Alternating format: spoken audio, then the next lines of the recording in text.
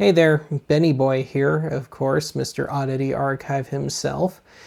And since I've got the computer out here, my laptop, and I'm doing a segment on the actual laptop for another video, I figured I'd share a little something that I finally stumbled upon when I was working on a Ben's Junk a few weeks ago for a Magnavox hybrid personal DVR and DVD recorder. Now, when I was getting footage off of that thing, I was running it to my cloner box, and I had it set to 1080p, but I forgot to hit the 4:3 aspect ratio button. So I wound up with full widescreen 1080p.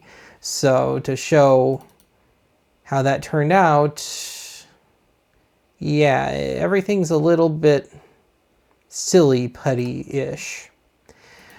But finally managed to crack the code for unstretching footage. For all the times I've had to run things in Stretch-O-Vision that I did not want to run, we'll just do that same little clip with the pizza commercial, Domino's Pizza. It's only a minute and change.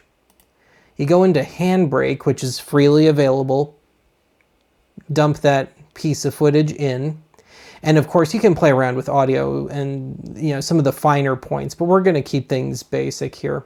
So to, strictly speaking, unstretch the footage, we're going to go to Dimensions, and we're going to start here with Orientation and Cropping. We're going to select Custom, and we're going to make it zeros all around. We don't want to crop anything. Now here in the center, Resolution and Scaling, we're going to go to the Anamorphic menu, and we're going to pick Off. And then down here in Final Dimensions, this is where we have to fidget a little. This is just a quirk of this edition of HandBrake. Older editions, you don't have to do this. But here where it says Automatic, uncheck it. And the source footage is 1080, but it's giving us 16:9 aspect ratio. We want 4:3, which is 1440 by 1080. So just for a lark, I'll just pop in 1040, but it won't mean a thing. To kick this into gear, we hit Automatic again, uncheck it. Now this here is 1080 as it should be, and we can set the proper size that we want.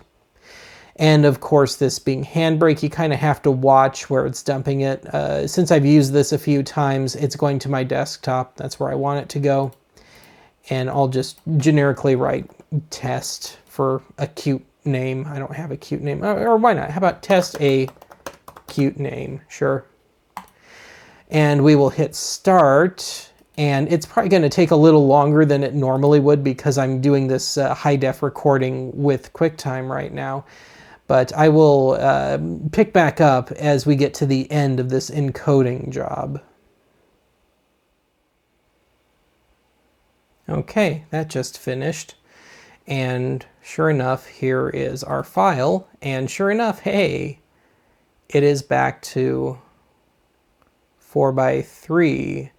And the widescreen, would-be widescreen stuff is actually non-anamorphic, which is what it should be in this case, because this whole recording, a DVD recorder does not do widescreen, a normal old consumer DVD recorder from the 2000s. And yeah, there's some pretty awful potential thumbnails in this 1 minute. Now, I don't have the audio running through QuickTime right now. I mean, I can play it and I can hear it on the headphones that I'm monitoring myself on, but you won't hear it. So in the name of you hearing something, I'm going to take my headphones off and just hold it up to my mic and play it and crank the audio. The idea is the vampires travel on blood vessels. So, yeah. That's all it takes. You just have to effectively strong-arm HandBrake into it. You know what the end result is going to be, and if you know how to do the math. So say if it's a 480 clip, 680, it would be 680 by 4, or 640 rather by 480, that sort of thing. You just got to strong arm HandBrake into doing it for you. And that's all there is to it. So yeah, just a quick little public service thingy from old Benny Boy here. I'll talk to you again soon.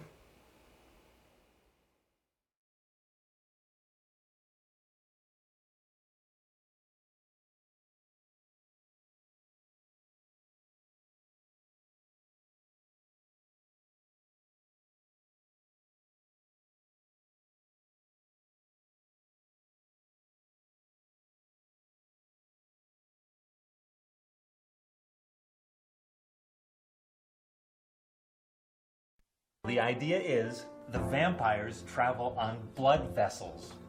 Paging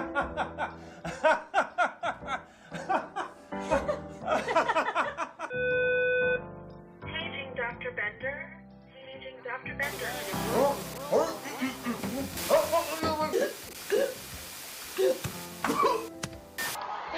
Everyone needs a buddy. We'll be there when all you need is a great car at a great price. Gerard Ford. If you don't like it, we'll give you your money back.